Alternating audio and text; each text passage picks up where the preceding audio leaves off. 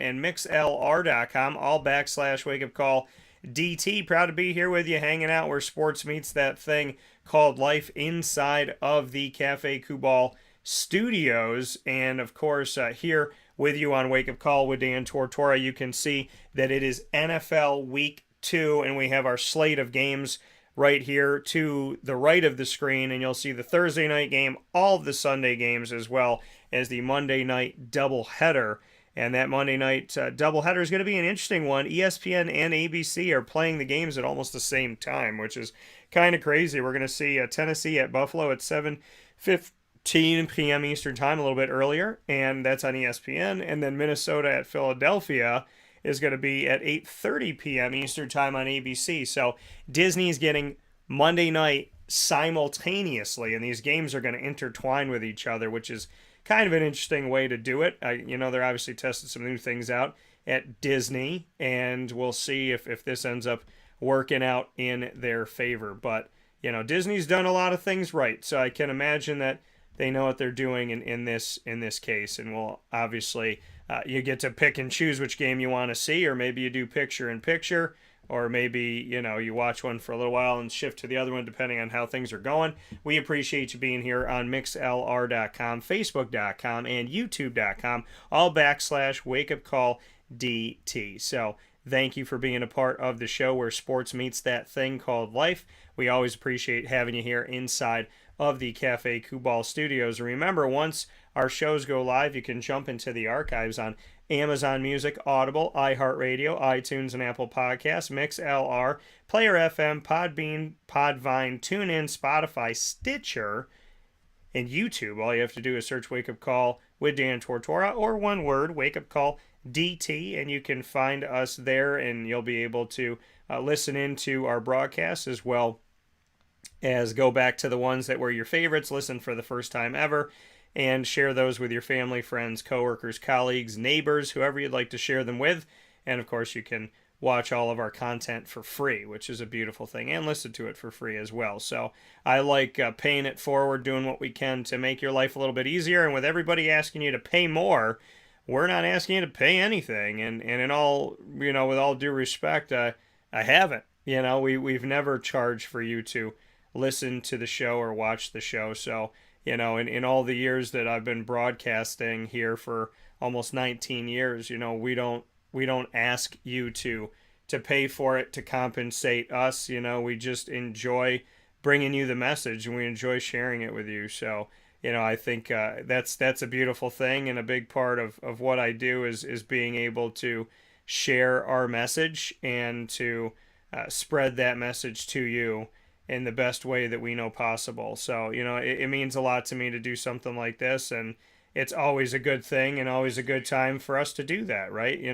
So, there's never a bad time to tell somebody, hey, you know what, with the world asking you to pay more, we're not asking you to pay anything. We just want you to watch, listen, and enjoy it, and weigh in, right? Give your thoughts and tell us what's on your mind, because that's our open door policy here on the show, is that I want to know what you're thinking, right? You're not going to always agree with me. There's going to be times where you think, hey, Dan, you should start that person over that person. Hey, Dan, this should shift over here, or why did you pick that player, for the last couple weeks when he's in the backfield with this guy, and I think this guy's coming up. So I appreciate all your questions. We've gotten questions on social media for week 1. I welcome those. So just so you know, our social media for you to join us on, our Facebook is at Wake Up Call DT.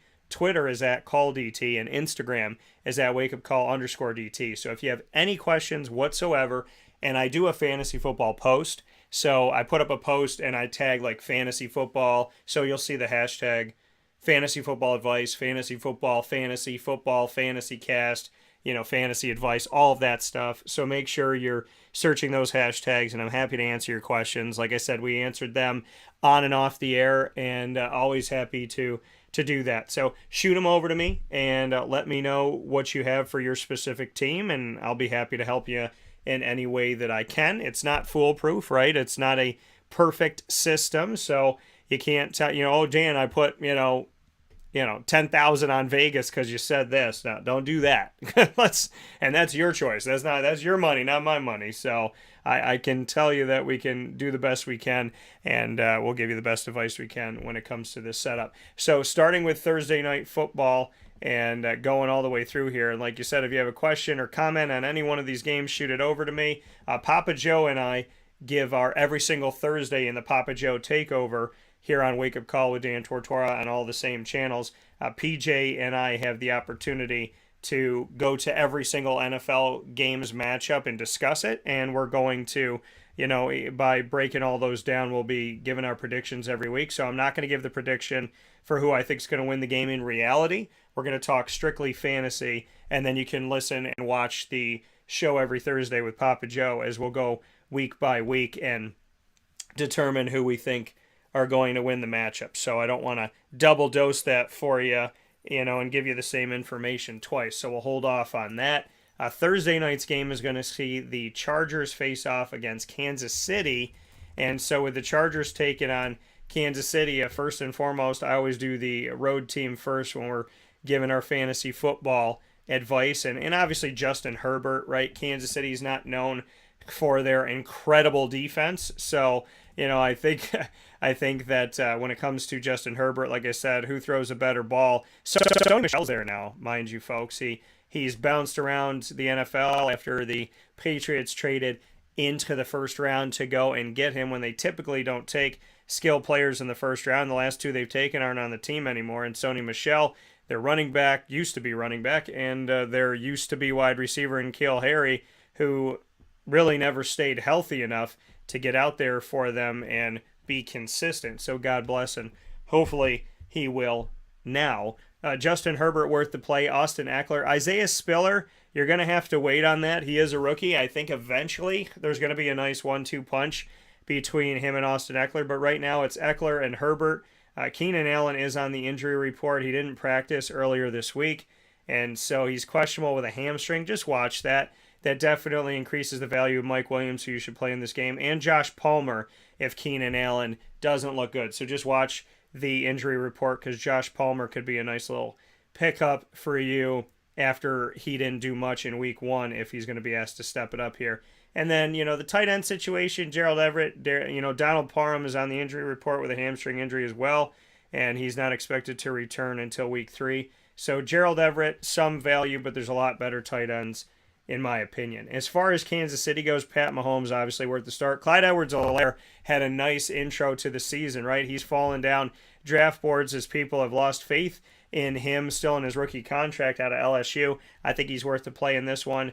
Juju Smith-Schuster, taking a look at him, he is good to go for this week. So, him, really it's a question mark. McCole Hardman, and this is what Kansas City's been for a while, right? It's like, who's going to be the guy? And that question is still yet to be answered. Juju Smith-Schuster, because Tyreek Hill used to be the guy, right? So Juju, we don't know. Marquez Valdez-Scantling, we don't know. McCole Hardman, we don't know. Sky Moore, we don't know. So this is, if you got to play one, I would say put Juju in a flex. Hopefully you got a couple wide receivers above him to put out there. But I think Juju's your best bet at this point. And obviously you play Travis Kelce, who is the true number one receiver at tight end for them right now. So that's Los Angeles at Kansas City. For the New York Jets at the Cleveland Browns, some people are like, yuck, right? But the New York Jets, they not doing that great, right? They're not a team to write home about. And Cleveland somehow spoiled Baker Mayfield with their third-string quarterback, Jacoby Brissett. And I say somehow spoiled because a lot of people don't believe in Jacoby. I thought that Carolina was going to win this game, but I have also been a fan of Jacoby. So I picked Carolina in this, but don't be surprised if Jacoby Brissett does some good things at NC State. I definitely like him, and I don't think that he gets the credit that he necessarily deserves. Greg said highly likely not going to see Keenan Allen in this game. So yeah, Palmer is a sneaky good play, as I said before. Looks like Kansas City is going to put up points just in a committee format. Yeah, which is why Clyde Edwards-Helaire, as of right now, as well as Travis Kelce, are your best bets as skill players besides, putting Pat Mahomes out there. So I think that that's, got to be the way that you go right now because their wide receiver committee has been a committee outside of Tyreek Hill in recent history, and it continues to stay a committee right now, which, is unfortunate for fantasy, but, in reality, the team just wants to win, so I can understand that. The New York Jets, taking a look at their situation, the best bets for you are their running backs, Michael Carter and Breece Hall. Please don't sleep on Michael Carter. I don't know if this is the best week to play him. I'd have him as like a running back 4, and Breece Hall, probably in the same place. They're at Cleveland, and they really don't have a passing game right now to write home about, and dealing with some issues there with injuries and whatnot, and Joe Flacco having played here.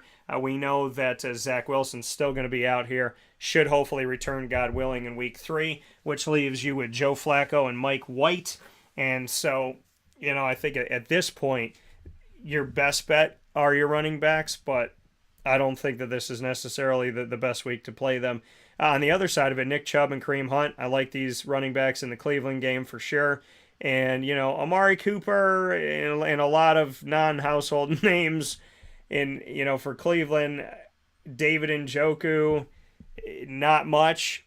I don't know why fans expected a lot from David Njoku. That's kind of confused me that people have been, high on drafting David Njoku and thinking a lot of things about him right now. That's kind of thrown me off a bit because of the fact that what has he shown you? I guess is my question that I'd pose, right? Since coming from Miami, and I was hoping he was going to have a nice career. He's been quiet. He's been injured. There's been times where he's on, allegedly on that trading block and whatnot.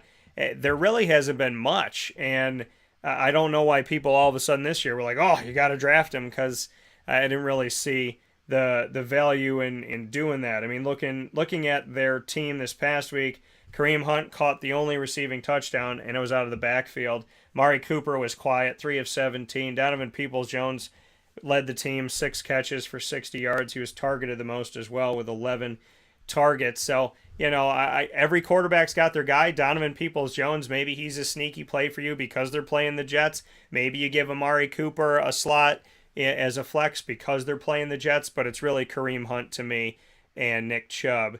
And Greg said start, so let's see what Greg had. Start, sit question for you. A half-point PPR. Need 2 wide receivers from this group this week. DJ Moore, Hollywood Brown, Brandon Cooks, Darnell Mooney, or Christian Kirk. And it's because it's tough in the streets at the fantasy tight end position. Yeah, man, it is. It is tough in the streets. It's tough in reality, with David Njoku too. I mean, those points aren't coming, so I'm hoping that he figures something out. I mean, the good thing about Cleveland right now, and like I said, Chubb and Hunt are your best bets, but they're playing the Jets. So if you are in this situation and you have to put out, a deep sleeper, Donovan Peoples-Jones or Amari Cooper right now, this would be the week to do it because of the scenario and the matchup that they have. Washington at Detroit. So to get to your question, let's go to Greg's question here. So DJ Moore, Hollywood Brown, Brandon Cooks, Darnell Mooney, Kirk. Okay, so DJ Moore and Hollywood Brown, let's go to them first. So DJ Moore Carolina is up against the Giants this week. Okay. Hollywood Brown in Arizona is going to be at Vegas. And then you have Christian Kirk. My Jags are going to be at home against Indianapolis. And then Mooney of Chicago is going to be at Green Bay for Monday Night Football. That's a little sneaky play. And Brandon Cooks, I don't trust Houston's offense. I would say if you need 2 of those wide receivers, in my opinion, Greg, I would say because of the matchups, I do like Darnell Mooney later on, but I would probably say to you your best bets, in my opinion, are Darnell Mooney, and that gives you a Sunday night play, and DJ Moore.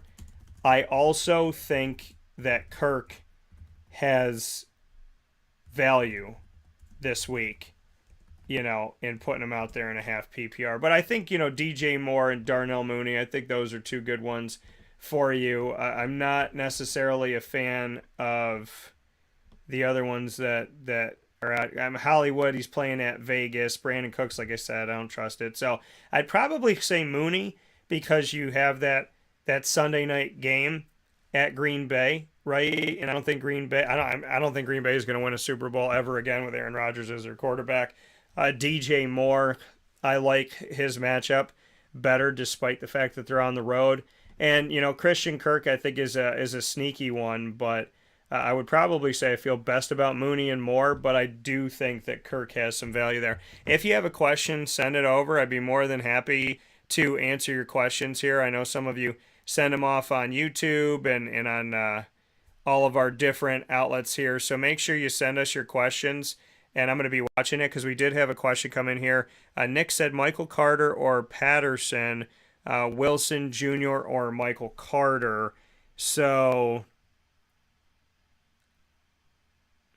let's think here. So are you asking me Michael Carter, Patterson, or Wilson? I guess is the question.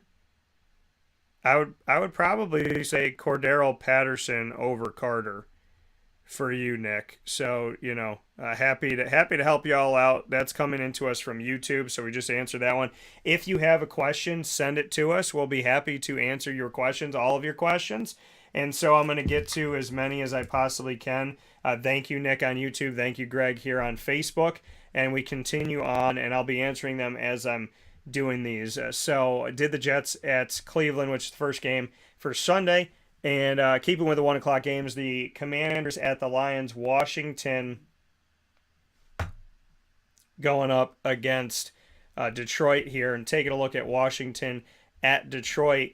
For this one, the Washington Commanders, they didn't look great against the Jaguars, right? They looked okay. Carson Wentz had himself an interesting time where he looked good, and then in the second half he did not look that great. And then Jacksonville, they fought, they came all the way back, but their defense gave it up toward the end there. And you got to shore those things up, and hopefully they will. For the Washington Commanders in this matchup at the Detroit Lions, I like Antonio Gibson. I don't know why people are sleeping on him. I definitely think that you should put him out there. Terry McLaurin, I like him as well. And Jahan Dotson, he did a lot of good things. This is his first ever game coming out of Penn State. I had him getting drafted in this position, right? I had him getting drafted as high as he did.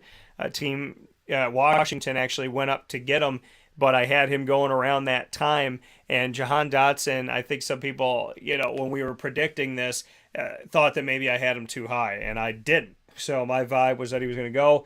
The Penn State product came out in his first ever NFL game, and he didn't look like an NFL rookie. So I do like Jahan Dotson and Terry McLaurin in this. Logan Thomas at tight end, he did see 6 targets, so he's somebody to look to, but he's still a tier 2 tight end for me. But in this matchup, I'm going to call him a low tier 1.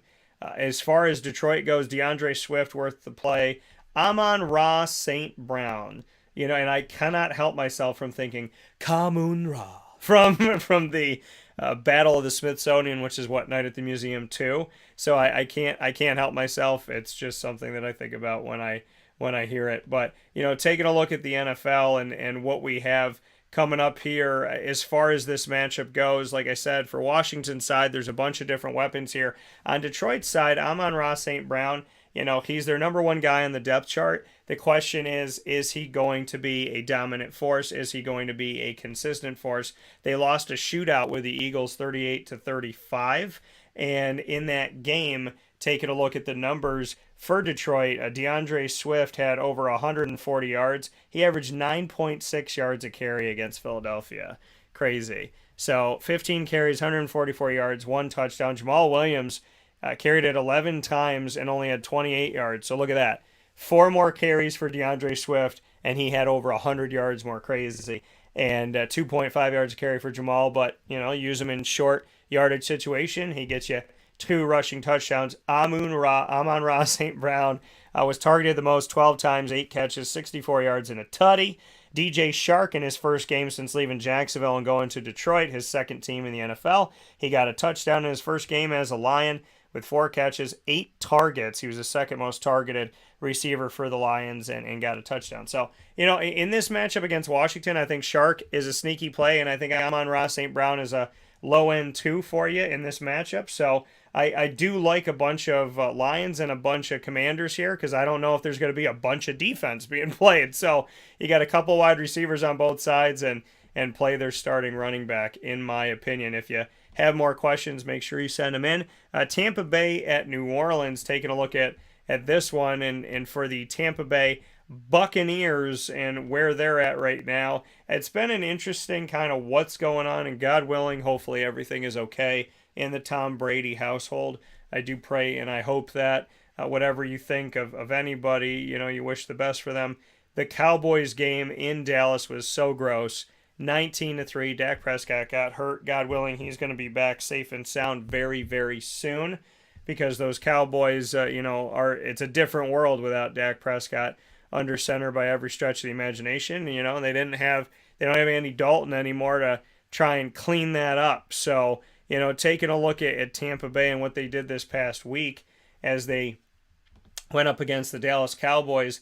Not too much to write home about. Tom Brady, 1 touchdown, 1 interception, 18 of 27, 212 yards. But Leonard Fournette, 21 carries, 127 yards on the ground, 6 yards per carry. And Julio Jones carried the ball twice. Rachaad White, the rookie, carried the ball 6 times for 14 yards. I think eventually he's going to be utilized in this. Mike Evans got a touchdown. Godwin had 3 catches. Mike had 6. Godwin caught all 3 that were thrown to him, and Evans had 7 targets. Julio Jones had the second most targets with 5, so keep that in mind. I think that Mike Evans and Chris Godwin are worth the play in this, and Leonard Fournette. Tom Brady, I'd like to see him bounce back. I got him as a quarterback 2 right now, coming off of that matchup and heading on the road to New Orleans. Granted, they won, but it wasn't pretty.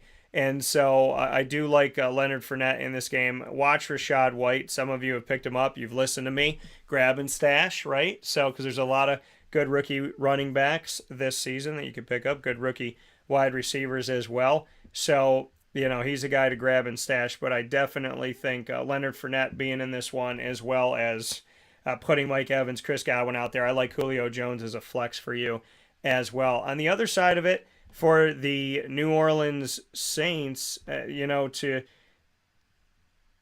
Alvin Kamara right now, he's questionable for this game. So this is something you got to watch.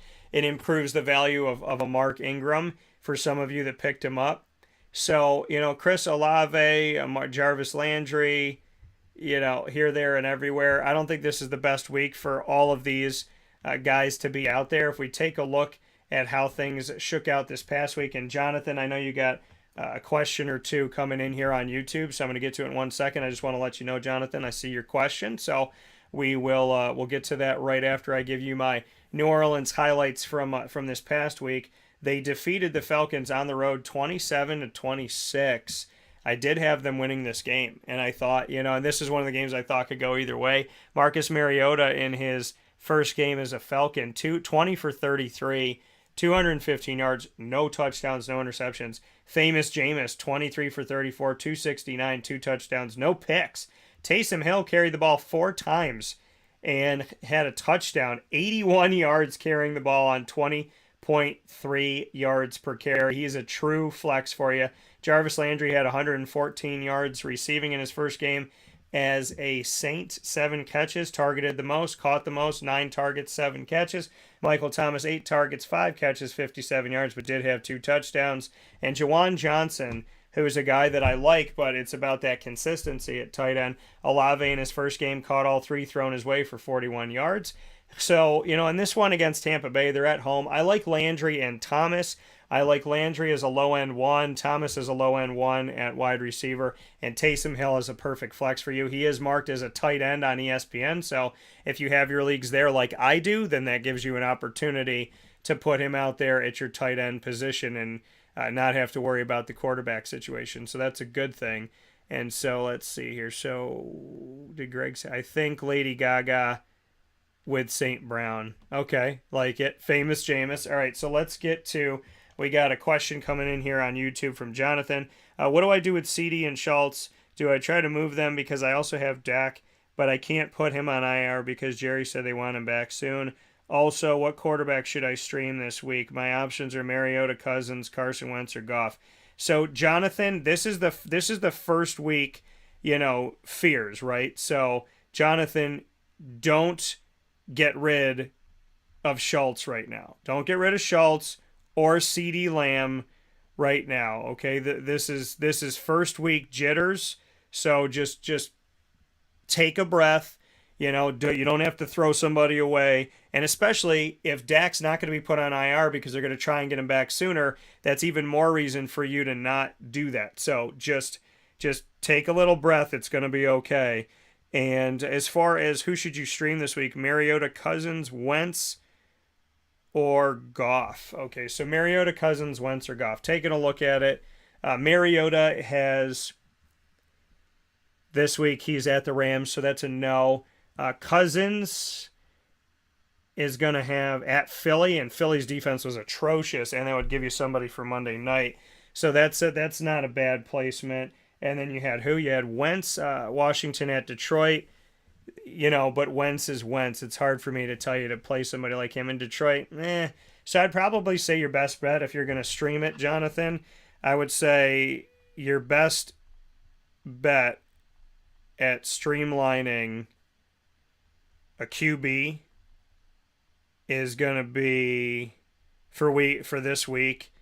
I would say is going to be Kirk Cousins, and it gives you somebody on Monday night. So, right, that little safety net. You don't want to force yourself to play somebody on Monday night, but if you have someone on Monday night, then it does give you that opportunity, right? It's hard to go into Monday night when you have no one, because if you're losing, then it's done, right? But you always have a fighting chance. I think a rule of thumb is to try and have somebody there on Monday night, and Cousins is going to be a decent every week play. I agree with you, Greg. I got him above the equator line, and that's my feel on him. I think he deserves to be up there. Some people believe he's an equator. I think he's better than the equator, and with 32 teams, 16 right is that equator line. I think he's above that. So I had him above that in my rankings. Next game we have up is Carolina at the Giants. Excuse me, and I know that the Giants coming off of a big win over Tennessee.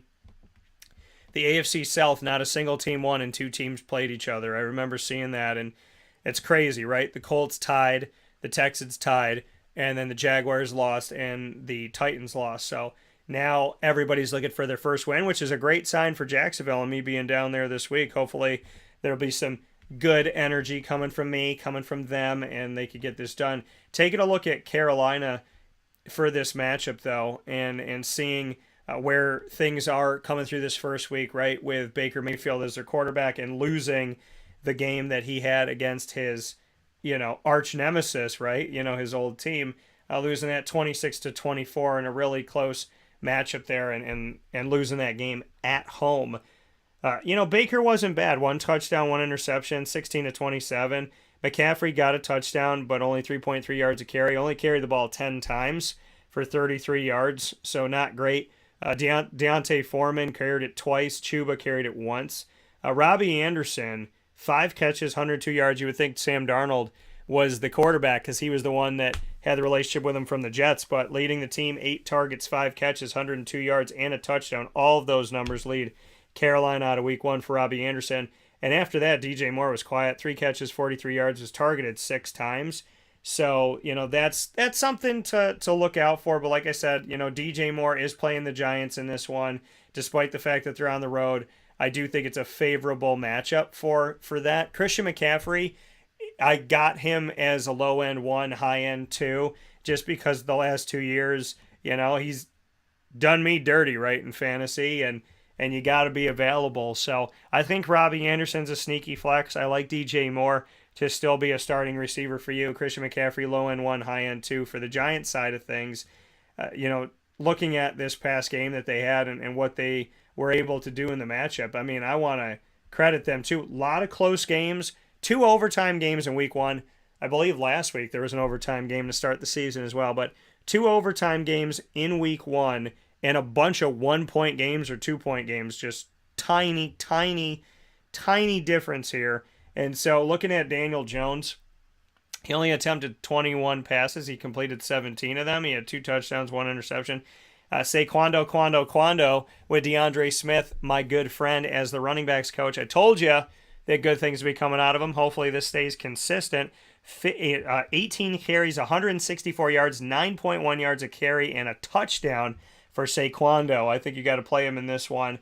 And then as far as receiving goes, 6 catches for Saquon. He was the one that led it there out of the backfield. Richie James had 5. Shepard had 2. One of them was a touchdown. and Chris Miarek had 1 catch, 1 yard, 1 touchdown as their fullback. So, for the Giant side of things, Kadarius Toney and Sterling Shepard, hard for me to tell you to play either one of those, but I told you if anybody was going to get Saquon up there, right, to progress, if anyone's going to help him up the ladder, it's going to be my guy, DeAndre Smith, who's now his running backs coach and done a tremendous job all over the country. So a big shout out to him for that. So I like Saquon really is my Giant more than anybody else in this one. I don't even know if I'd tell you another Giant comfortably. Carolina's got a few. And we're going to go, before we take a fast break, I'm going to hit you with another one here. New England at Pittsburgh. This is like playoff game, right? This is like frozen tundra type of playoff game when you see New England at Pittsburgh. Pittsburgh had themselves a game, went into overtime, had some fun with that. New England didn't have themselves much of a game, right? And they didn't look that great in this recent matchup that they just had in week 1 here. If you have more questions, shoot them over, send them in. You can send them to mixlr.com, facebook.com, or youtube.com. Every single one of those is /wakeupcalldt. So mixlr.com /wakeupcalldt, youtube.com /wakeupcalldt, and facebook.com /wakeupcalldt. So if you got a question, ship it over to us, and I'd be happy to help you out wherever and however we can. So taking a look at this next one here as we get into the New England matchup and getting ready to see them face off against the Pittsburgh Steelers. TJ Watt, first and foremost, that man is a freaking phenom. He's the MVP of every game. All the games I saw last year, MVP.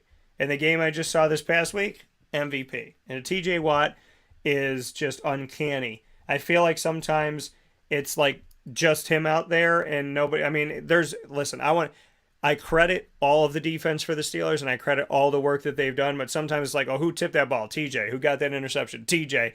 Who sacked the quarterback? TJ. Who put that pressure on? TJ. So he's just all over the field, but I don't want to take away anything from anybody. I do want to tell you I chose Miami to beat the Patriots to open up the season. I probably was in 1% to 3% of the world that did that, but I did it because I don't think that ill of Tua like some of you do. Damian Harris for the Patriots, taking a look at them at Pittsburgh this week. 9 carries, 48 yards, 5.3 yards a carry. Ramondre had 8 carries. Looks like they're going to utilize them both, as I kind of suspected here. So just watch that. It's typically a running back by committee situation under Bill Belichick since forever. With the Patriots going back to Kevin Falk days. Jacoby Myers, 6 targets, caught 4, 55 yards. At times it looked like he was going to be that possession receiver guy, but only 4 catches in the game. Jonnu had a catch. Ty Montgomery had a touchdown. He's been a jack of all trades. The only touchdown that the team had, 3 catches, 15 yards, and a touchdown. Hunter Henry had 2 catches as the other tight end to Jonnu. Kendrick Bourne was involved with 1 catch. So, I mean, this is a committee thing. Jacoby Myers is a low-key flex.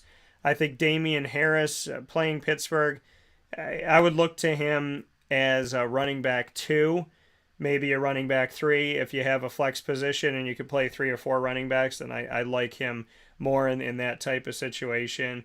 Mac Jones, just want to give a little update here. He's questionable with a back injury, so just make sure you're watching that one. As Brian Hoyer might have to come in here. On the other side of it, Mitch Trubisky didn't do a bad job by any stretch of the imagination. Deontay Johnson in this game. Chase Claypool, I mean, Pat Freiermuth, he's a better tight end than a lot of people give him credit for, hence why he fell to me and I drafted him in multiple leagues. Najee Harris is Najee Harris. Foot injury, he is questionable. If he's able to play, you play him, okay? That's not even a question at all. He might be questionable, but you don't question whether or not you play him.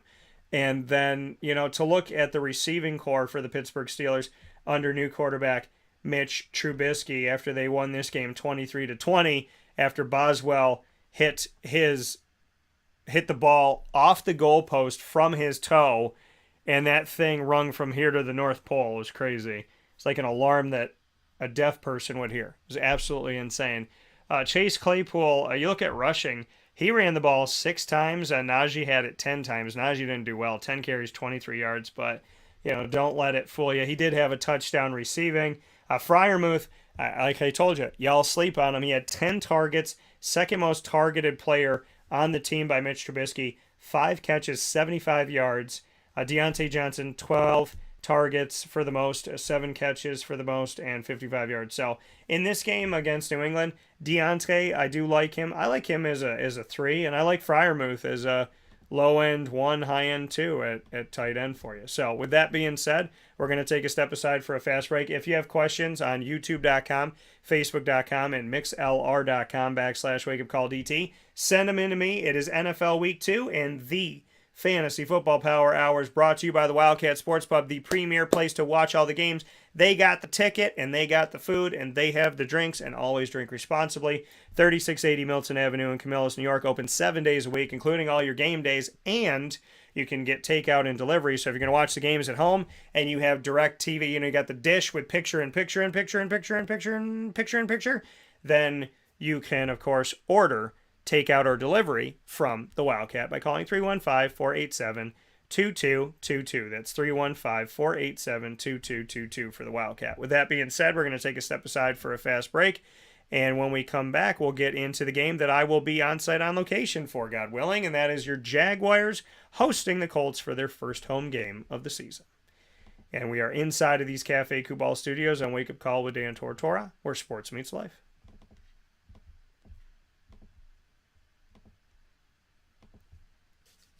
Carvel DeWitt, it's what happy tastes like. Do you know why? Because we make ice cream. Creamy, rich, flavorful ice cream. Not yogurt or iced milk like some of our competitors. Ice cream. Fresh, by hand, daily. For the calorie conscious, we have something new for you. Our new Carvelite. Same great flavor, creaminess, and texture of our regular ice cream with only 35 calories an ounce. So whether you want an ice cream cake, flying saucer, dasher, carvelange, hard or soft ice cream, we will satisfy your craving with our fresh, handmade regular or new Carvelite ice cream. Carvel DeWitt. It's what happy tastes like.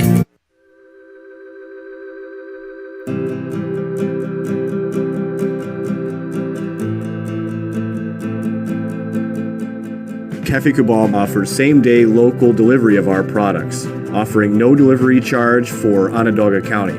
Shop cafekubal.com for fresh roasted coffee beans, cold brew, travel mugs, and all your essential Cafe Kubal needs. Cafe Kubal, coffee for the soul.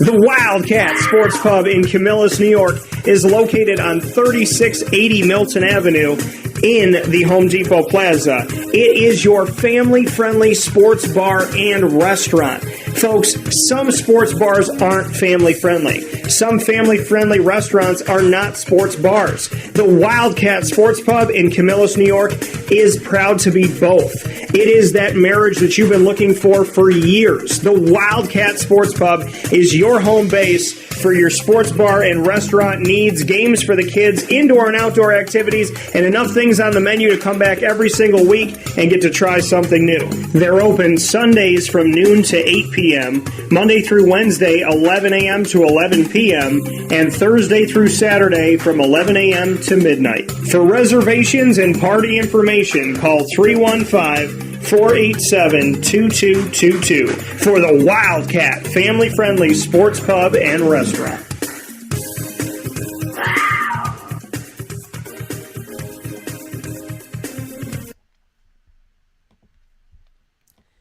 Welcome back here to Wake Up Call with Dan Tortora inside of the Cafe Kubal studios and firmly inside of the Fantasy Football Power Hour. Not one of, not a, but the Fantasy Football Power Hour, bringing you all of your game advice, game by game here from Thursday all the way through the Monday night doubleheader for NFL Week 2.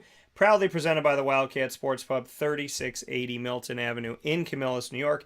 Open 7 days a week, of course, for all your game days. Fantastic food, awesome boneless wings, the Wildcat sauce. They just got in the top 2 in one of the wing contests recently here in Central and Upstate New York. So make sure you go out and see the Wildcat today. I love their fries. They call them comma fries because they hook like a comma. Salt and pepper on them, fantastic. The chicken Caesar wrap, so very good. Philly cheesesteak, so many things there on the menu for you at the Wildcat. So make sure you head out there today. And the best fried dough in Central New York is what I believe. So make sure you go out and try it today. And of course, for takeout and delivery, you can call 315-487-2222. So takeout, delivery, you're staying at home, going to a buddy's house, hanging out with the girls, whatever it may be, 315-487-2222 for the Wildcat. So with that being said, taking a look at some of the other pieces here and getting into the next game, we have the Colts and we have the Jaguars. Like I said, the entire AFC South, somebody's still looking to win a game here. So the Colts will take on the Jaguars after they took on the Texans. Pretty crazy here how, the Colts right out of the gate, they're playing almost all of their opponents outside of the Titans here, and so, taking a look at the fact that they are already firmly into division, first 2 weeks of the season are going to have big time implications for the rest of the year potentially for them.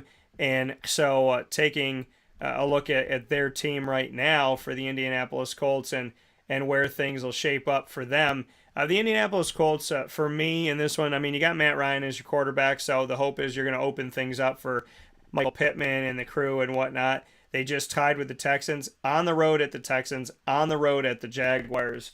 Tough to start off the season, and you have a new quarterback in Matty Ryan.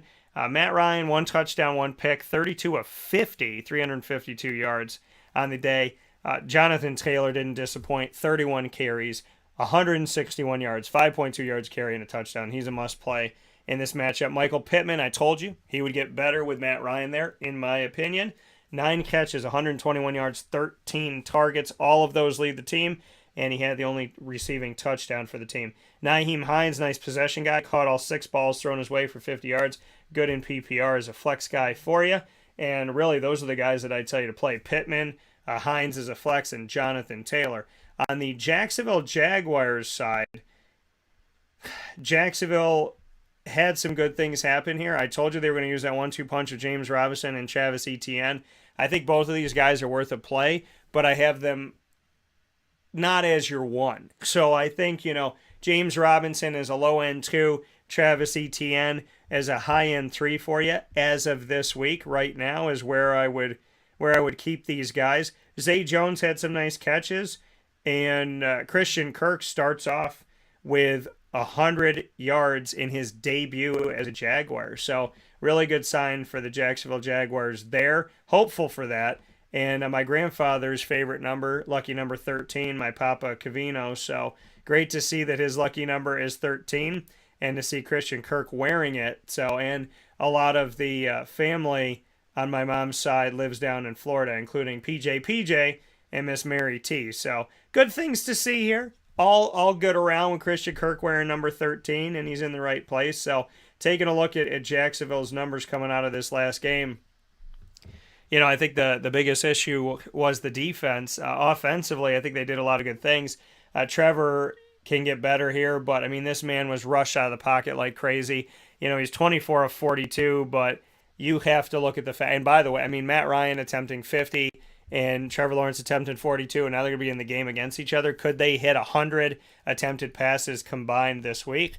We shall see, but, Trevor Lawrence can't be blamed for all these incompletions with really not getting a lot of time and a lot of protection from his offensive line. James Robinson, 11 carries, 66 yards, 6 yards a carry and a touchdown. Travis Etienne, 4 carries for 47 yards. Etienne caught the ball out of the backfield twice, and James Robinson got a touchdown out of the backfield on his only catch, targeted twice.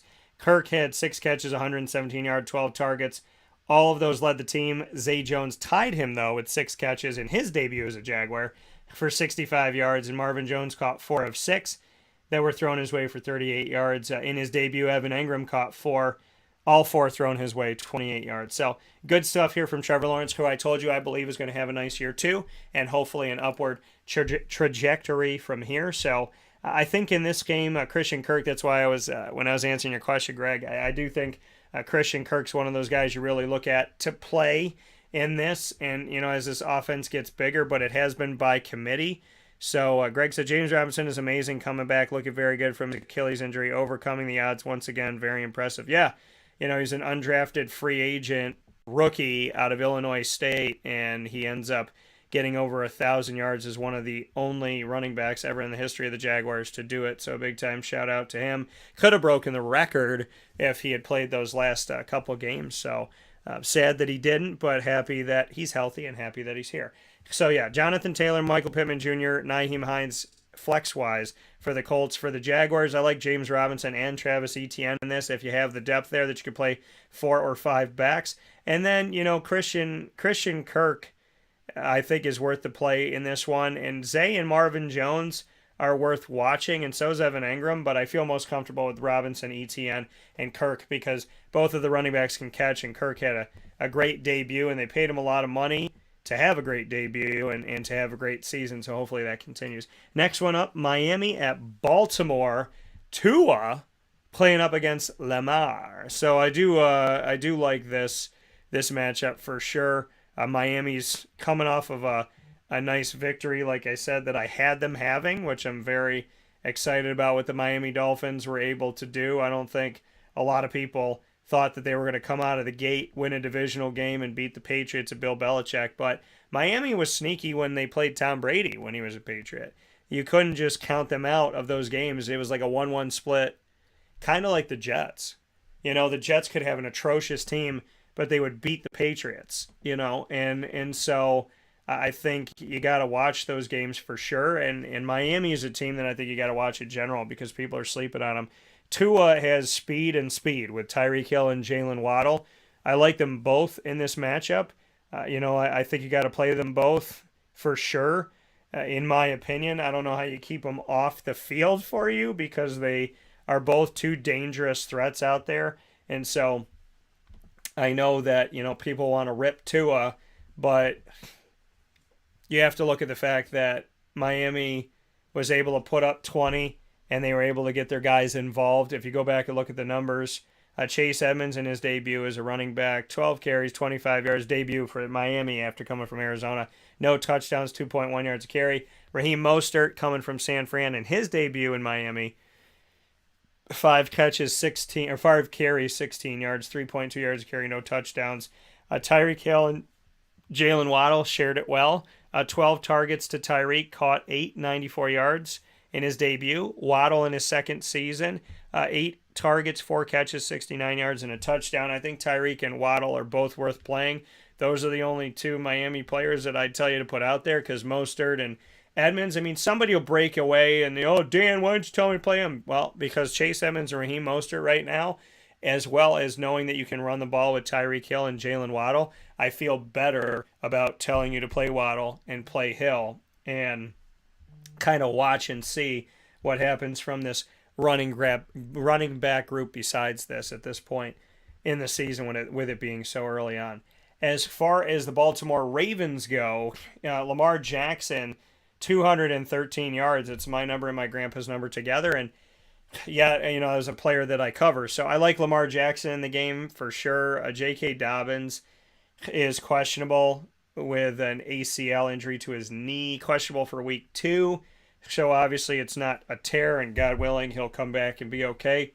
Taking a look at Baltimore, though, Kenyon Drake, 11 carries, 31 yards, 2.8 yards a carry in his debut, coming over from the Vegas Raiders. Lamar Jackson had only 6 carries for 17 yards and 17 for 30 passing there, 3 touchdowns, 1 interception, so did it more through the air. Rashad Bateman is the true number 1 guy. Caught 2. One of those was a touchdown, 59 yards, targeted 5 times. Mark Andrews targeted the most, 7 targets, caught 5. That was the most on the team, too, for catches, 52 yards.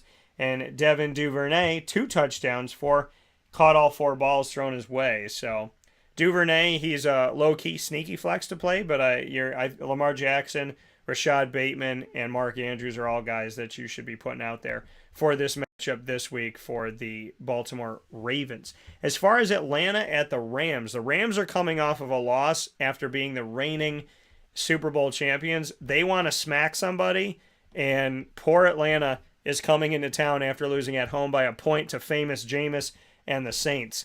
So, this is going to be a game that I don't know if Atlanta wants to be a part of. It's also the Todd Gurley Bowl, right? He's not on either team anymore, but he used to be on both of those teams, on the Falcons and the Rams before that. So, this game I think is going to lean on the Rams being back home, being in front of their fans, first game since they won a Super Bowl, at being at home now, and having the opportunity to be in front of the people that celebrated them. So I think this is going to be more of a game that we're going to watch the Rams hopefully get back to some normalcy for their sake. Buffalo, 4 turnovers, and they still beat you by 3 touchdowns, 21 points. That's insane. Mariota, like I said in his debut, wasn't great. 20 of 33, 215 yards, no touchdowns, no picks. Cordero Patterson is a true running back now, 22 carries, 120 yards, 5.5 yards a carry, and a touchdown. Mariota, though, good on the ground, 12 carries, 72 yards, behind only Cordero Patterson. 6 yards a carry, best on the team that week, and a touchdown on the ground. Drake London, in his debut, led the team with 7 targets, which Kyle Pitts also got, but Drake caught 5 of those balls, 74 yards.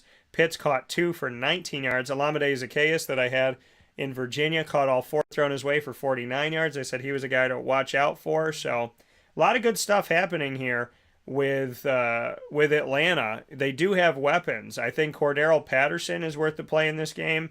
I think Drake London and Kyle Pitts are worth the play. I got Drake London as a wide receiver 3, and I have Kyle Pitts still as a tight end 1, because we saw, did this Rams team get run all over, and their defense did not look good in this past game. You got to play Cooper Kupp, though. Allen Robinson looked near invisible, and Darrell Henderson Jr. over Cam Akers. I got Henderson as a running back 2. I got Akers as a 3 for you in that one. Matty Stafford, meh. I don't trust either quarterback to lead you to the promised land in this one. I know that Matty's home. I got him as a quarterback 2. I got Mariota down off of that behind Stafford this week. But I do think that there's value in the rushing attacks and in the receiving attacks. And obviously Cooper Kupp is Cooper Kupp. Seattle at San Francisco, divisional game. This is your second 4 o'clock game of the week for week 2 in the Fantasy Football Power Hours Fantasy Football Advice, proudly presented by the Wildcat Sports Pub on 3680 Milton Avenue in Camillus, New York. So Camillus, New York, make sure you head out there to the Home Depot Plaza.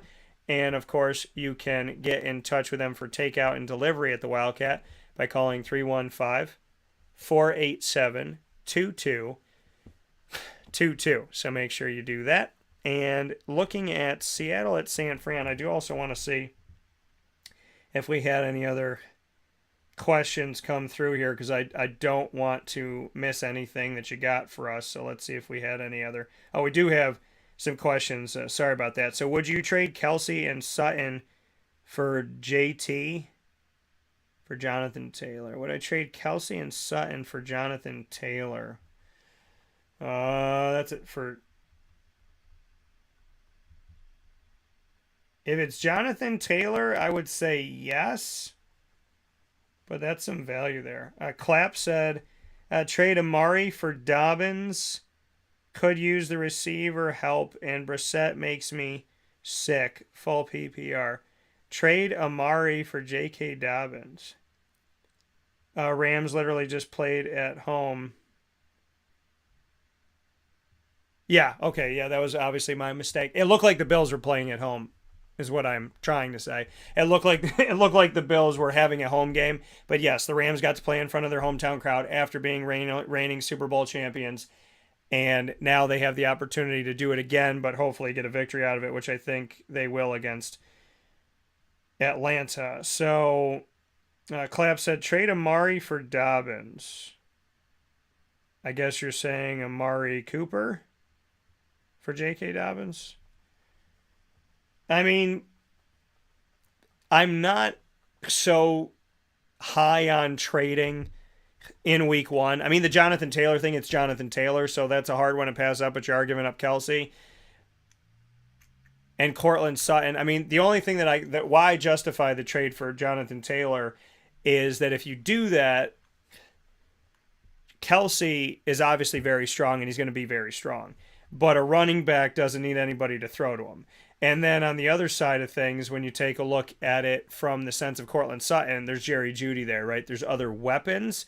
So I think, the Jonathan Taylor thing makes sense.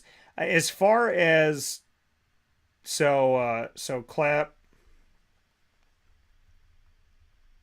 this is the first chance, or this is round 2 of Rams trying to get a win in front of their crowd. And do they really have a crowd? That was the question, because it's LA. But taking a look at this, trade Amari for Dobbins. If it's Amari Cooper, Clap, then I think it's hard for this trade, right? Because J.K. Dobbins is not bad. I need to know who your running backs are before I can make a true assessment.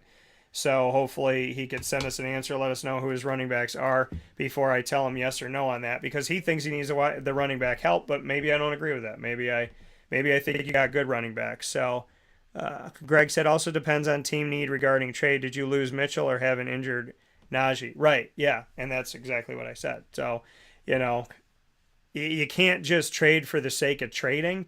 You have to really look into what do you have before you go giving something up. And like I said, I'm not really for oh my God, like the sky is falling week 1. I got to trade this guy. I got to drop this guy. I got to pick this.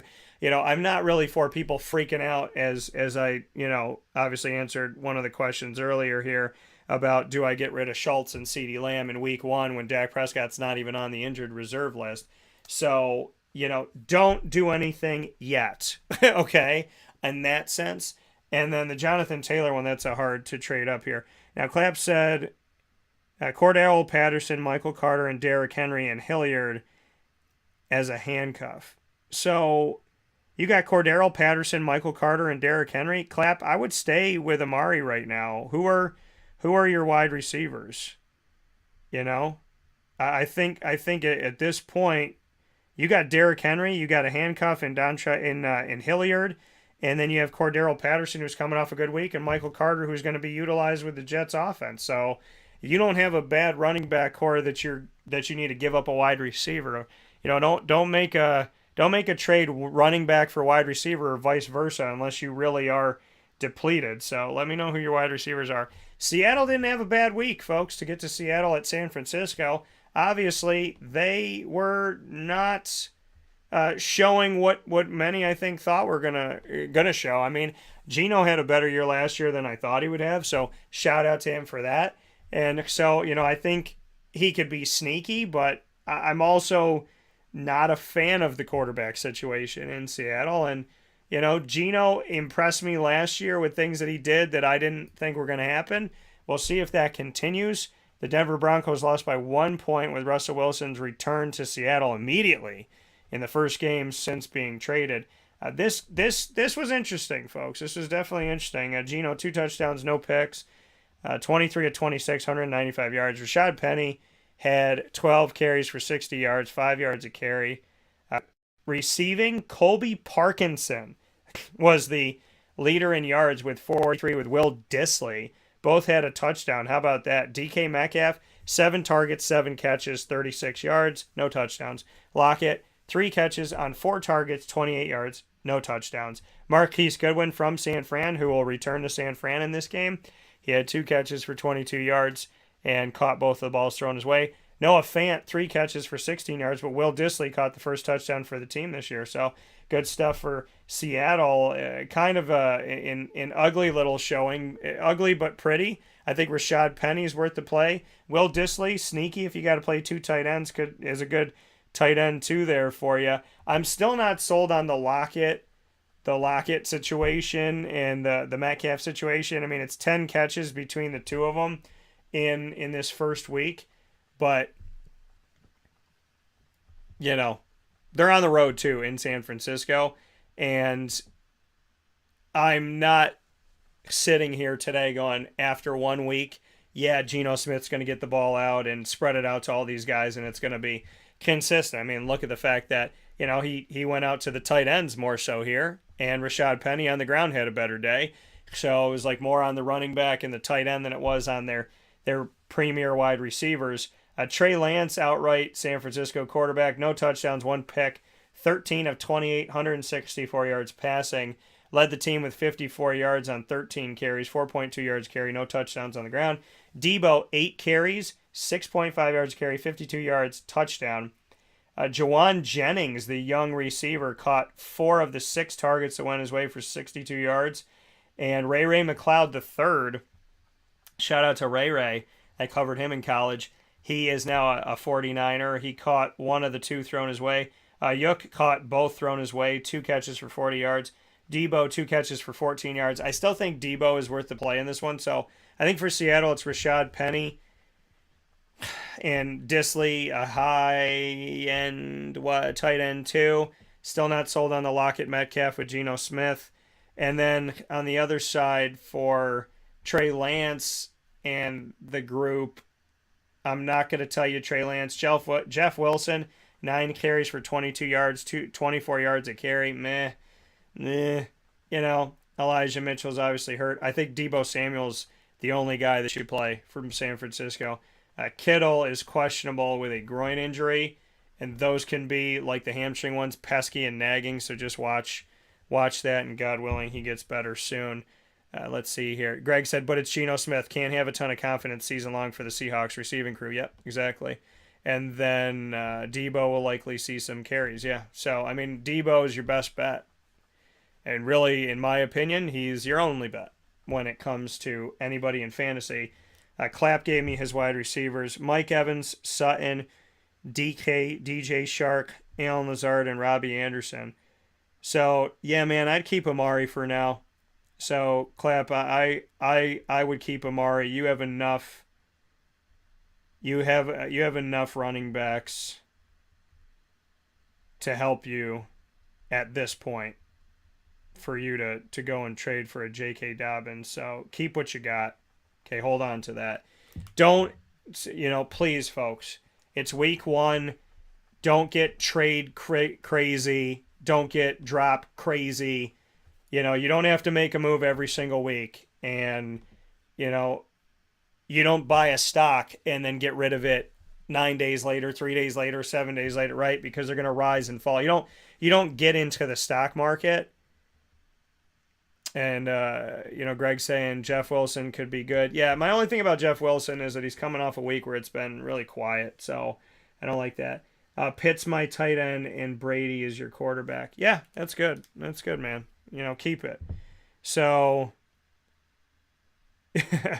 might as well tell you my whole team. Yeah, I like that. So much appreciated, Clapp. And, for all of you that are returning that have been on our fantasy feed last season into this season, we thank you so much for that. Our fantasy football coverage comes to you every Wednesday, 10 to 11 a.m. I typically go over, as I am today, because we want to under-promise, over-deliver. We cover every game, every team, fantasy advice, and we try to answer every single one of the questions that come in. So send us your questions on mixlr.com, facebook.com, and youtube.com are all /WakeUpCallDT. So remember those websites and /WakeUpCallDT, and you'll be able to get in touch with us. Speaking of Dallas not having Andy Dalton to back up Dak Prescott anymore, Cincinnati's coming into town. How about that? The place where Andy Dalton made his hay back in the day. So kind of ironic how all this stuff happens, and storylines seem to create themselves in the world of sports and in life in general. So taking a look at Cincinnati, Joe Burrow, listen, their team's coming off a rough week. They're coming off a game that they could have won, they could have sealed, they could have gotten out of there alive against the Pittsburgh Steelers, and it just didn't shake out for them, unfortunately, for the Cincinnati Bengals fans. But, again, this is Joe Burrow, and he's a strong quarterback. I know some people, the sky is falling with him too. You need to knock it off. Jamar Chase is worth the play in this game. Joe Mixon is worth the play in this game. Joe Burrow is worth the play in this game. I think Joe Burrow, hopefully he'll play pissed, right? Hopefully he'll play with a little chip on his shoulder because of what happened this past week in a weird overtime. He was 33 of 53 through 53 freaking passes in this game. 4 interceptions, 2 touchdowns. Like I said, the sky's not falling. And then Mixon, 82 yards on 27 carries, 3 yards a carry. Burrow carried the ball 6 times for 47 yards, 7.8 yards a carry. And so look to that. Jamar Chase, the number one guy, because, again, that 1-2 link up from LSU to Cincinnati continues to grow. 10 catches on 16 targets, both led the team. 129 yards led the team, and a tutty. And Tyler Boyd, the third option at wide receiver, 7 targets, 4 catches, 1 touchdown. Watch that. Hayden Hurst had himself a day, too. 8 targets, 5 catches, 46 yards. Not bad. T. Higgins was quiet. So I would say T. Higgins is relegated to a wide receiver 3. I think, listen, Boyd and Higgins, that's going to be a who's going to take it type of thing. So I like Chase, I like Mixon, I like Burrow. Hayden Hurst is a sneaky play there, but I'm not completely sold on him. It's 1 week, and he didn't show up in Baltimore, nor did he show up in Atlanta. So I'm going to say he's a tight end 2 for me right now, maybe a mid-range at this point. And then T. Higgins and Tyler Boyd. I mean, listen, T has a concussion, so, that improves the value of Boyd. God bless T. Higgins. Hopefully he gets well soon and stays well. I like Tyler Boyd as a nice flex for you this week, playing the Dallas Cowboys, who, their defense wasn't horrible, but they weren't great. Cooper Rush is your quarterback here. And with Dak Prescott out, CeeDee Lamb, sky is falling. Like I said, knock that off. I think CeeDee Lamb is still worth the play for you. I got him as a wide receiver 2 because of his situation, which is not ideal. But again, you don't know who Cooper Rush's guy is, right? Every quarterback has their guy. So it could be Noah Brown has a big week. Could be, Jalen Tolbert has a big week. We'll see. I think this is more of look at the tight end of Dalton Schultz. So I got him as a high end. I got him as a high to mid-range, let's say mid-range tight end too. If you play 2 tight ends, he's not a bad play for you. And I think the running backs, I think Pollard and Ezekiel Elliott. You got Cooper Rush there. I think a lot of things are going to be designed on short passes and running the ball out of the backfield.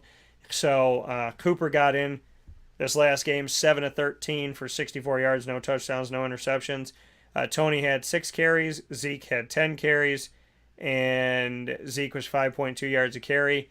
Tony, 6 carries for 8 yards, 1.3 yards a carry. So not a lot to write home about. And again, Noah Brown, 5 catches on 9 targets. Targeted as much as Dalton Schultz for 68 yards for Noah Brown. Schultz had 62. So again, every quarterback has their guy. So just watch that. But I think Dalton Schultz is a potential good play for you if you have 2 tight ends. If he's your only tight end, he's not a bad play for you. And I think that really it's Zeke and Tony Pollard for the Dallas Cowboys in this matchup. Let's see what else we have coming in here. And T. Higgins being quiet, coming off the concussion, obviously.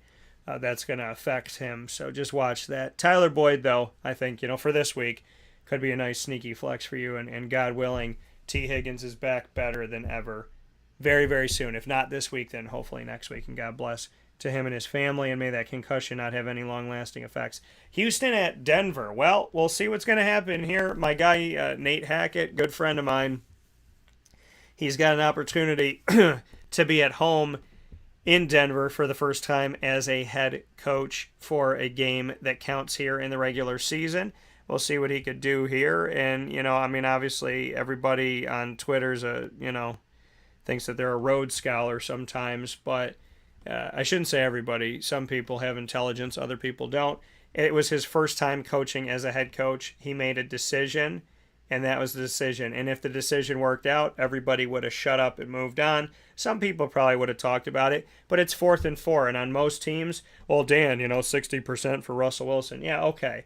But again, it's 4th and 4, and you're trying to win the game, and you believe in the boot of your kicker, and you believe in your special teams. Could Russell Wilson have converted it? Maybe. But people forget this is 4th down. It's not like on 3rd and 4 he kicked a field goal. So let's pump the freaking brakes over here before people start falling out of buildings and whatnot. Please don't do that. That's asinine and ridiculous. So for the Houston Texans, Davis Mills, I like him. 3rd round pick out of Stanford last year, filled in pretty well. Kyle Allen, guy that I covered at Houston for a little while. Damian Pierce, he's your number 1 guy, right? So, he's your rookie out of Florida. He's a Gator.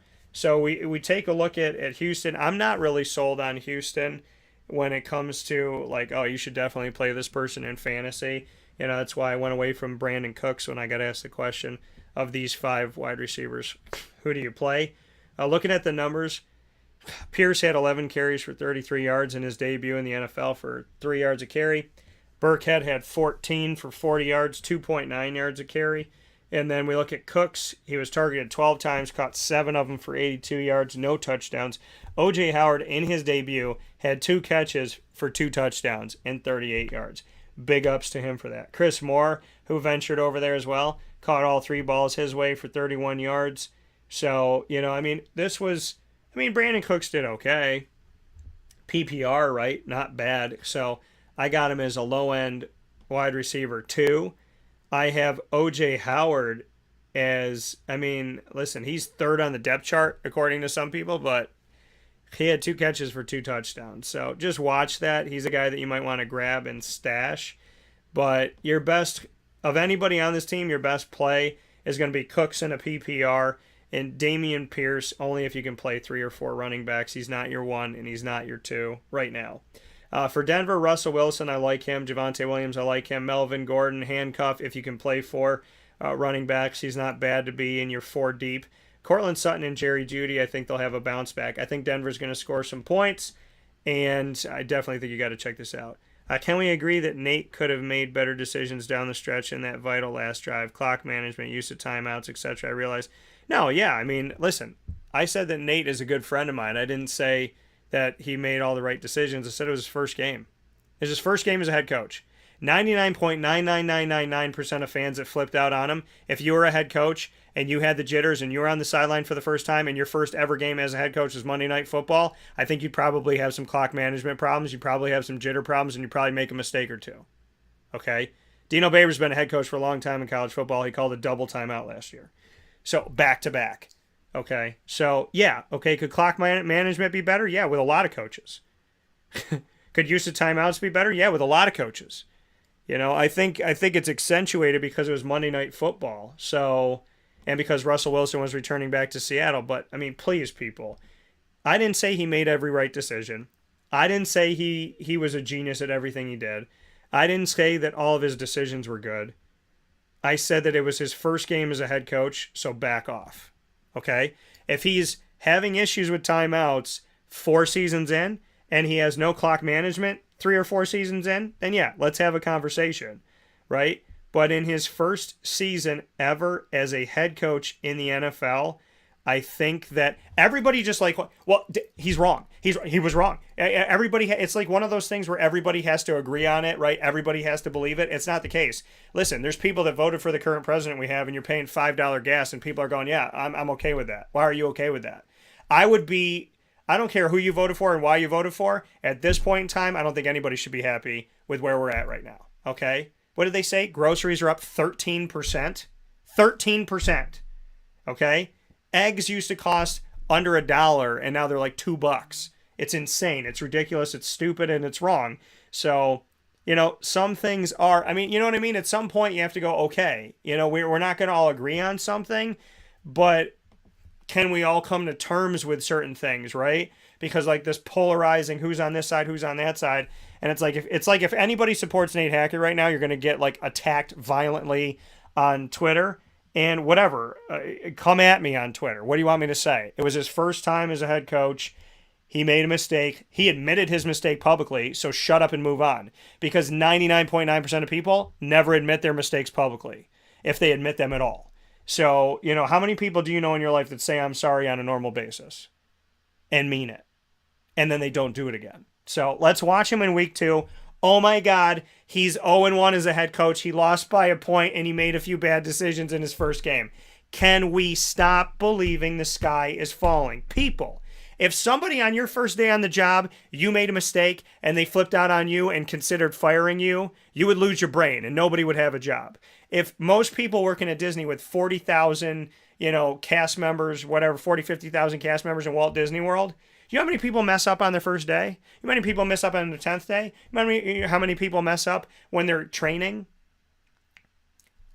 Back off of the situation. Everybody's hot button topic right now is that Nate Hackett made a ton of mistakes and he's a bad coach. Stop. Okay? He made a mistake. A lot of coaches make mistakes. You know the coach was on the other side of him? Remember that guy? Remember good old Pete? Remember when he didn't run the ball in the Super Bowl with Marshawn Lynch? Right there? Remember that interception thrown? Okay? Everybody makes mistakes. Everybody makes mistakes.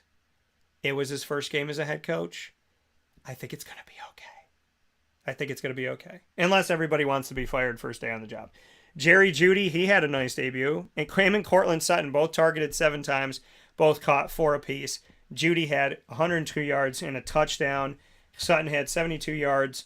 Javonte Williams, he had 11 catches on 12 targets, 65 yards receiving, 43 yards rushing, which gave him 108 yards all-purpose. And he had 6.1 yards a carry, which was awesome here. So I love that. And Melvin Gordon got involved too. So yeah, I mean, I think you should play Cortland, Jerry, Javonte, and Melvin Gordon, and Russell Wilson.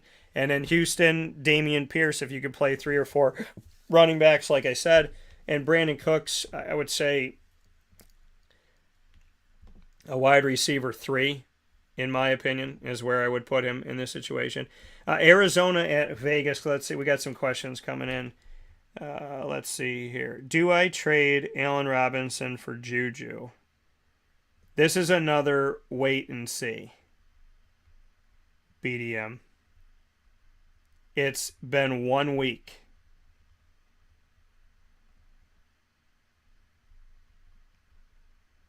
So, yeah, just wait and see, BDM. Neither Juju nor Allen Robinson has shown up yet. Just give it a second here.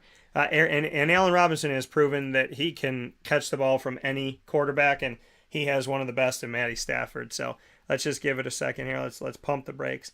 Arizona at the Las Vegas Raiders. We'll take a look at this matchup here. Cardinals at Raiders before we take our final step aside. Inside of the Fantasy Football Power Hour, not one of, not a, but the Fantasy Football Power Hour. We're bringing you every Wednesday from 10 a.m. to 11 a.m. plus some bonus time. It's kind of like football, not football, right? In soccer, there's stoppage time. Well, we always go over our typical time here, so maybe we're bringing football to football here for you. And we are worldwide on youtube.com, facebook.com, and mixlr.com, all / Wake Up Call DT. So make sure you're hanging out with us every Wednesday from 10 a.m. to 11 a.m. Eastern time at least, with our coverage inside of the Fantasy Football Power Hour, proudly presented by the Wildcat Sports Pub, 3680 Milton Avenue in Camillus, New York. Your home for all the games, and of course, your home for takeout and delivery by calling 315-487-2222. That's 315-487-2222. And of course, you can get in touch with them by going straight there and eating inside and outside while weather permits on 3680 Milton Avenue in Camillus, New York. We'll start with the Arizona Cardinals in this game at the Raiders. I like James Conner. I really do. I don't understand why people aren't sold on James Conner. He continues to prove himself. He's beaten cancer. He's beaten injuries. He has beaten people out at a job. He has overcome the adversity of Pittsburgh letting him go when he filled in a very well fashion, I thought, when he was there. So, I thought he did a really good job when he filled in for Le'Veon Bell in Pittsburgh. And, I think he's going to continue to do a good job here with the Arizona Cardinals. Remember last year, he was second to Jonathan Taylor only, as him and Damian Harris of the Patriots both had 15 rushing touchdowns. People seem to not know those things. They know Jonathan Taylor, but they don't know about James Conner and Damian Harris. Kyler Murray, 5 carries, 29 yards. Connor had 10 carries for 26 yards, 2.6 yard a carry, but did have a touchdown. Hollywood in his first game, with the Cardinals, 6 targets, 4 catches, 1 touchdown. Good for him. Connor had 5 catches out of the backfield on 6 targets for 29 yards. I like James Conner in this one. I like Hollywood Brown as a wide receiver 2. I like James Conner as a running back 2 in this. I like Kyler Murray in the matchup as well. Kyler Murray runs around a lot and does a lot of different things. And in this game, 2 touchdowns, no picks, 22 at 34, 193 yards, plus his 29 yards on the ground. So I think there's definitely worth the play on that side. For the Vegas Raiders, in this matchup, As far as Las Vegas goes, they got a lot of weapons this year, right? So to see the team with all of these weapons together, and we have Josh Jacobs in a contract year. They lost to the Chargers after beating the Chargers. Last game of this regular season last year, first game of the regular season this year. Funny how they played each other. And this time the decision was opposite. Chargers winning 24-19. Derek Carr had 3 interceptions, 2 touchdowns, 22 at 37, 295 yards.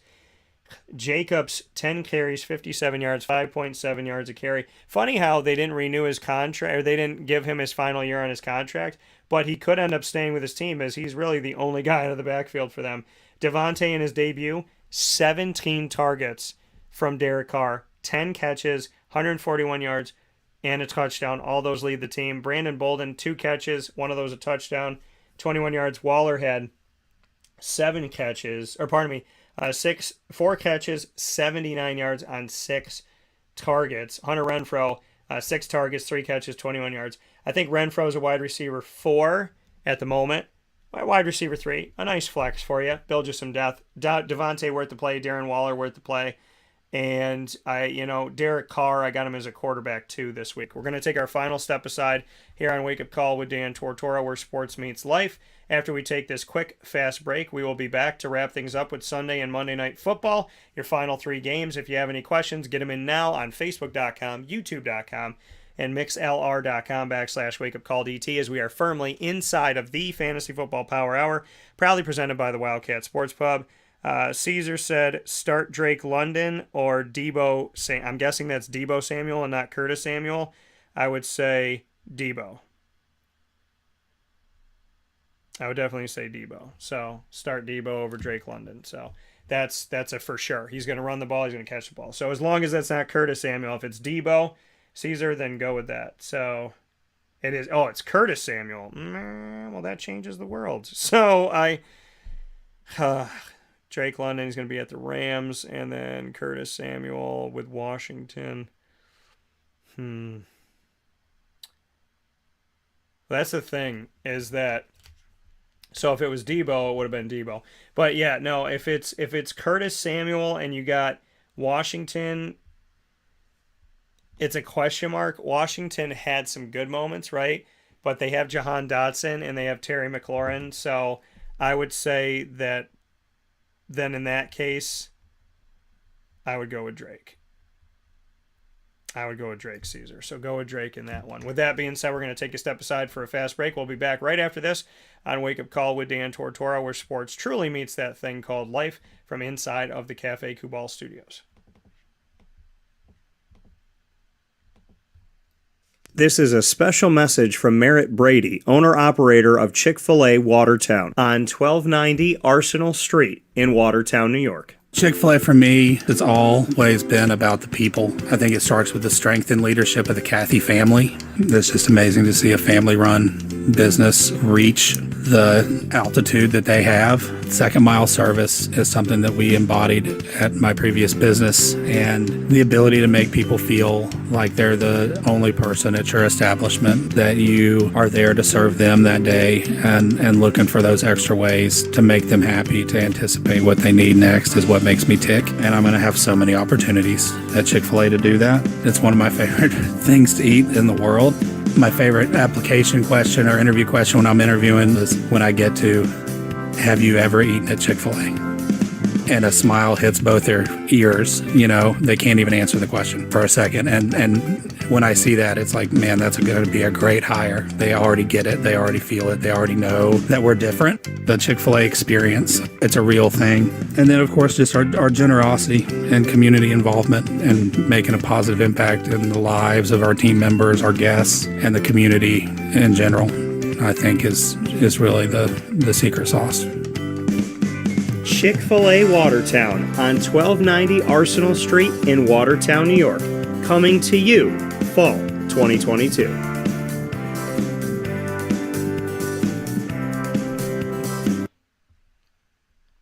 Welcome back here to Wake Up Call with Dan Tortora inside of the Cafe Kubal studios, hanging out with you in the Fantasy Football Power Hour, proudly powered by the Wildcat Sports Pub, where you will have your drinks and your awesome eats. Of course, as always, drink responsibly at the Wildcat Sports Pub for all of your games and all throughout the week. 3680 Milton Avenue in Camillus, New York, in the Home Depot Plaza. And for takeout and delivery, call 315-487-2222. That's 315-487-2222. We got Chicago at Green Bay for Sunday night football. So some good Sunday night football coming up. Chicago at Green Bay. How about this? Green Bay, again, like the Colts, Green Bay having to play right out the jump, play the Vikings and the Bears from inside of their the NFC North division. So really exciting to see these games that, get you into it right away because of their huge implications that they have for the playoffs down the road. So we have Chicago at Green Bay for this one, and taking a look at Chicago and how Chicago has kind of stacked out here recently. Chicago with Justin Fields, I think they're going to be okay. Okay, I think it's going to be all right.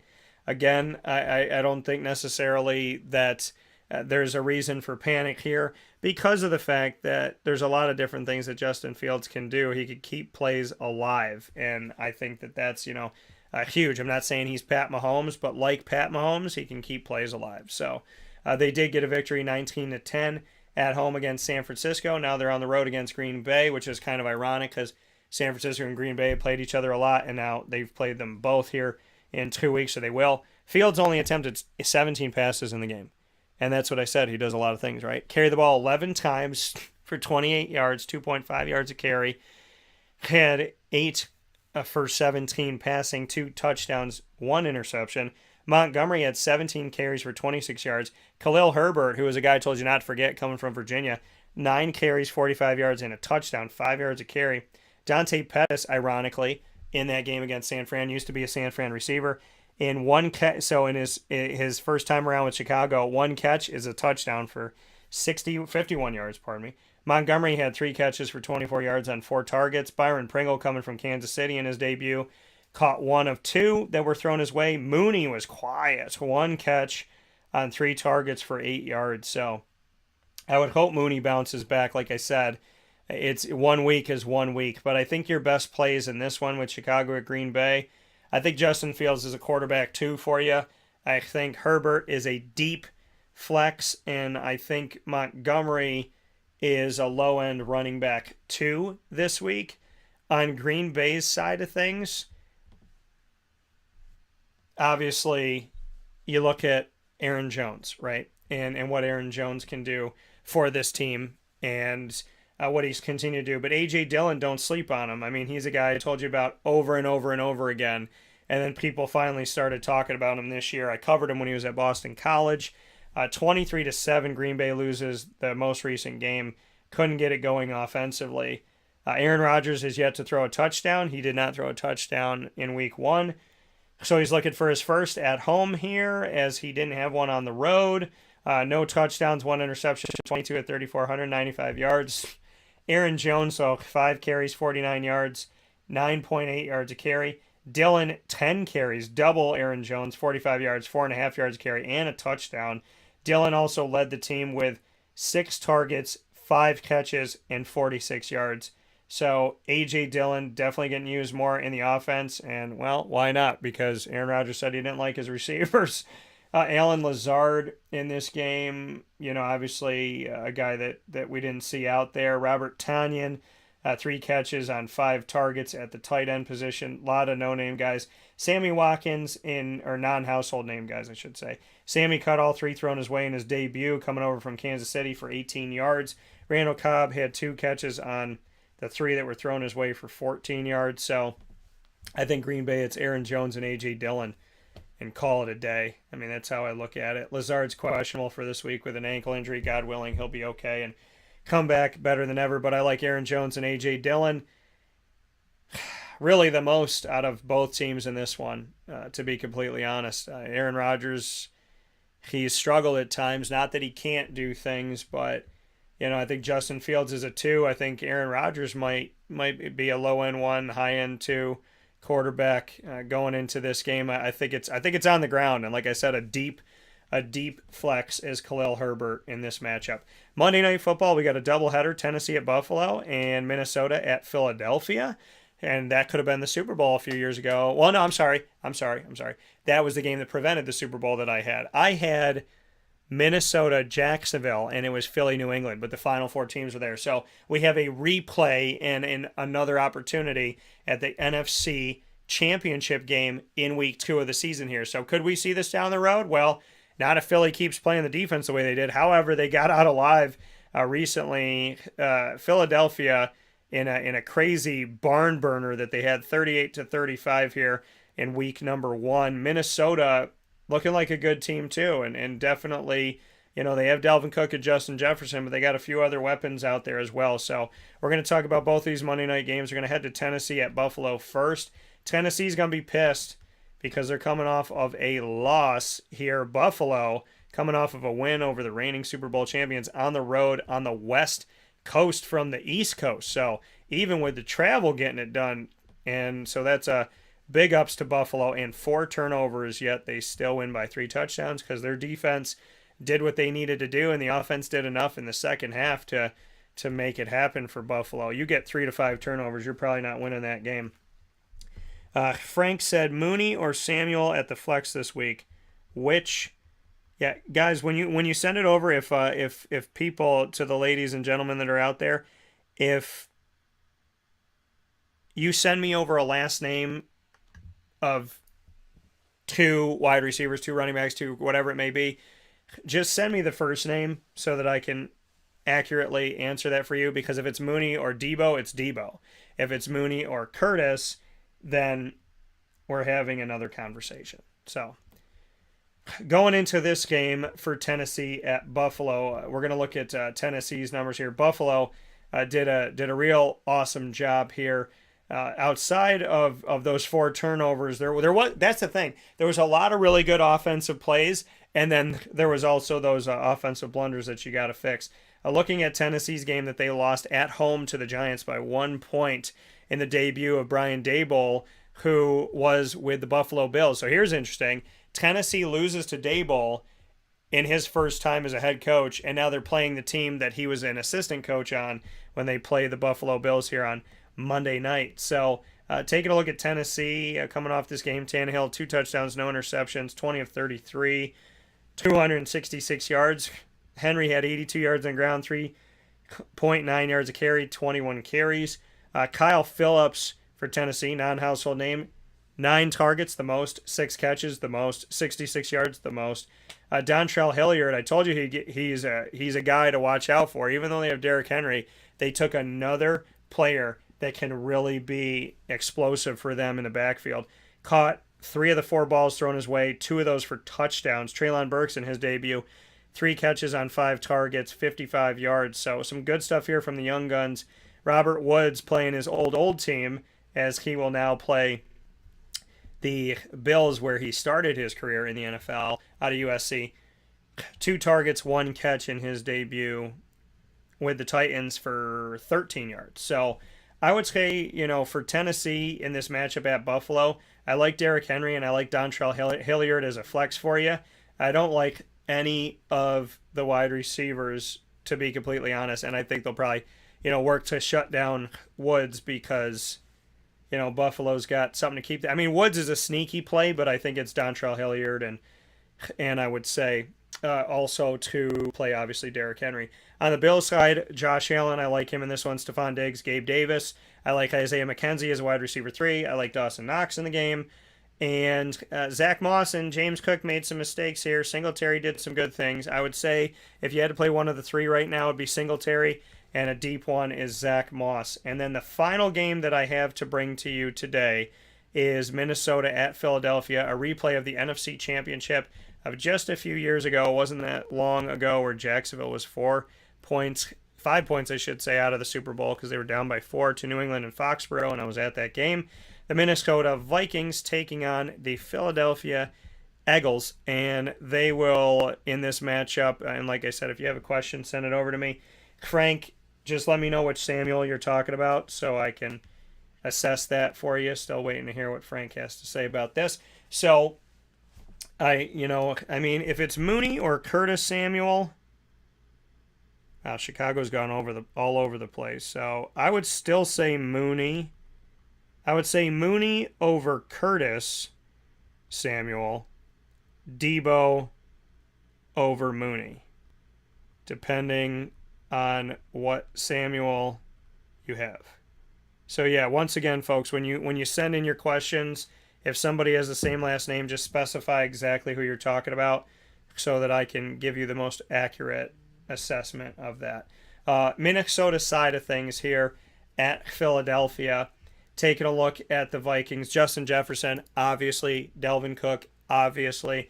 Going into this Monday Night Football game, their game against the Packers, their defense was strong, 23-7, shutting down Green Bay, which I'm not surprised, right? Because when you call out an entire unit on your team and you're the quarterback, I mean, and I don't know, I'm not in the locker room. I'm saying, from my point of view, it would make sense if a team struggled after their quarterback ripped into them, because it's not the first time he's done it. Kirk Cousins, 23 of 32, 2 touchdowns, no picks, 277 yards, above the NFL quarterback equator line. Know that, folks. So Delvin Cook is worth the play in this one. I think Kirk Cousins is worth the play in this one. I got him as a QB1 this week, maybe not a higher end, but maybe a mid-range one. Justin Jefferson had 2 touchdowns this past week, 184 yards, 11 targets, 9 catches. Thielen, 4 throws his way, 3 catches, 36 yards. Still a good flex for you. Delvin Cook caught some balls out of the backfield. So good stuff there. So yeah, I like the usual suspects plus Kirk Cousins, I guess, because people will count him out because that's what people do to my man Kirk. And then final one here for Philadelphia for the Eagles to take a look at their matchup. I would say, as far as the Eagles go in this game, 1-0, getting out of that one at the Lions alive, 38-35. Really no defense played in that one. Not a good sign when you're playing Justin Jefferson and Delvin Cook. So that bodes well for those that I just told to play those Minnesota Vikings. On the other side of it, Jalen Hurts, he was 18 of 32, 243 yards, no touchdowns, no interceptions. Ran the ball 17 times for a touchdown and 90 yards on the ground, 5.3 yards carry. Miles Sanders beat him out, though, 96 yards, 7.4 yards a carry on 13 carries with a touchdown. Kenneth Gainwell had a touchdown. Boston Scott had a touchdown. So it looks like Philadelphia is the better Baltimore right now, where all 3 of their running backs had a touchdown and their quarterback in an offense where you have a dual-threat quarterback. So A.J. Brown in his debut, 13 targets, led the team. 10 catches, led the team. 155 yards, led the team. Didn't have a touchdown yet. Dallas Goedert, 3 catches on 4 attempts his way, 60 yards. Gainwell caught it out of the backfield, so did Miles. So good on that. Devontae Smith was just rendered just right out of the game. 4 targets, didn't catch a darn thing. So I would say in this matchup for Philly, I like A.J. Brown. I like Dallas Goedert. And it's hard to play every single running back. We'll see if they can keep it going. But I would say that Miles Sanders and I'd say Jalen Hurts is a quarterback too. So with that being said, this is your full analysis. And obviously if injuries happen, different things happen. This was made on Wednesday, September 14th for you for Thursday night football, Sunday night football, and Monday night football's doubleheader. If you have any questions during the week, respond to this video, shoot it over to me. Facebook at WakeUpCallDT, Twitter at CallDT, Instagram at WakeUpCall_DT. They're all here. And of course, just send me the information or reply to this video on youtube.com/WakeUpCallDT. Click on the video and reply directly to the video, or on youtube.com/WakeUpCallDT. Search the Fantasy Football Power Hour every single Wednesday, 10 a.m. to 11 a.m. Eastern Time. We, of course, go over as usual, and I'm always happy to give you your information. This is week 2 of the 2022-23 season. Any information you need, make sure you reply to the video or send me a message on any one of our social medias. Big thanks to all of our wonderful companies we're proud to work with. And you're with us on youtube.com, facebook.com, and mixlr.com, all /WakeUpCallDT. You're also with us on facebook.com /LiveNowDT and on WakeUpCallDT.com. Once the shows go live, they go to the archive, Amazon Music, Audible, iHeartRadio, iTunes, and Apple Podcasts. MixLR, TuneIn, Podbean, Podvine, Player FM, Spotify, Stitcher, YouTube, and more. Search Wake Up Call with Dan Tortora, or one word, Wake Up Call DT. Big shout out to our Central and Upstate New York partners and beyond. Cafe Kubal, Carvel DeWitt, the Wildcat Sports Pub, Witty Wicks, PB&J's Lunchbox, Canine Camp Dog Daycare, Avicoli's, Ma and Pa's Kettle Corn and Popcorn Factory, Canine Campground Dog Boarding, Pizza Man, Millhouse Market, Honda City Liverpool, Chick-fil-A Cicero, Chick-fil-A Clay, as well as Chick-fil-A Watertown, Mother's Cupboard. And, of course, we are the proud multimedia marketing partner of your Lemoyne College Dolphins and Bryan and Stratton Bobcats. Make sure that you get in touch with Lemoyne by going to LemoyneDolphins.com. You can get all of our wonderful exclusive specials with Lemoyne by going to youtube.com/wakeupcalldt and clicking subscribe. You can also go to the wakeupcalldt.com website and bookmark the Lemoyne tab. And, of course, for Bryan and Stratton, you can go to Syracuse